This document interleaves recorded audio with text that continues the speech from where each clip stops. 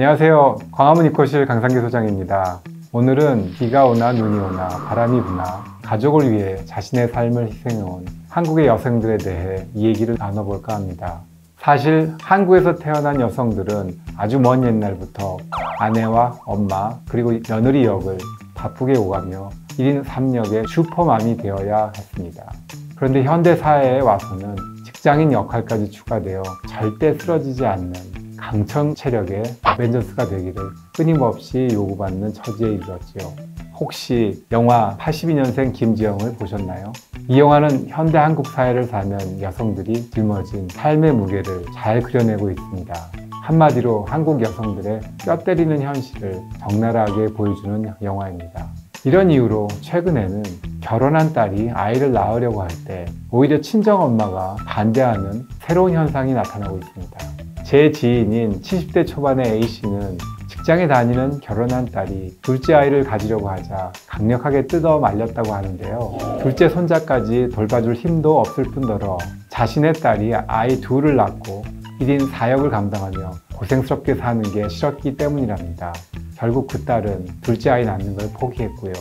심지어는 아예 딸의 결혼을 말리는 친정엄마도 있습니다. 금이야 오기야 뒷바라지해서 대학 보내고 취직시켰더니 결혼해서 시댁 눈치 보고 아이 낳고 집안일하고 직장도 다니면서 힘들게 사는 꼴을 보면 억장이 무너진다는 겁니다. 그래서일까요? 현대 한국 사회에서 저출산 문제는 매우 심각합니다. 지난해 여성 한 명이 평생 낳는 자식 수가 급기야 한 명 아래로 떨어져 전 세계 최저 수준인 0.98명을 기록했습니다. 이러한 결과는 현대 한국 사회에 82년생 김지영 그리고 A씨와 같은 생각을 가진 친정엄마가 많은 이상 당연한 것이겠지요. 게다가 현대 한국 여성에게 있어서 직업은 이제 선택이 아니라 필수입니다. 2017년 통계청 설문조사에서 여성의 직업관을 묻는 질문에 대해 여성이 항상 직업이 있어야 한다거나 출산 후에도 직업이 있어야 한다고 대답한 비율이 70%가 넘었습니다. 그런데도 여성은 여전히 일과 가정생활 중 양자택일을 요구받는 경우가 많고 일과 가정생활의 양립이 어렵다 보니 결국은 일 대신 출산을 포기한 여성이 늘어나고 있는 것이죠. 영화 82년생 김지영에서 주인공이 결혼 전 직장을 다닐 때 존경하는 직장 선배를 보면서 한 말이 있습니다. 전 결혼하고 아이 낳더라도 잘해 나갈 수 있어요, 팀장님처럼요. 그런데 실제는 그렇지 않았습니다. 82년생 김지영은 집에서 좋은 엄마인 동시에 직장에서도 인정받는 커리어 우먼이 되고 싶었지만 양자택일의 현실 앞에서 결국 직장을 그만두고 아이를 기르는 병력 반전녀가 되고 말았습니다. 이게 바로 현대 한국 여성들이 맞닥뜨려야 하는 차가운 현실인 것입니다.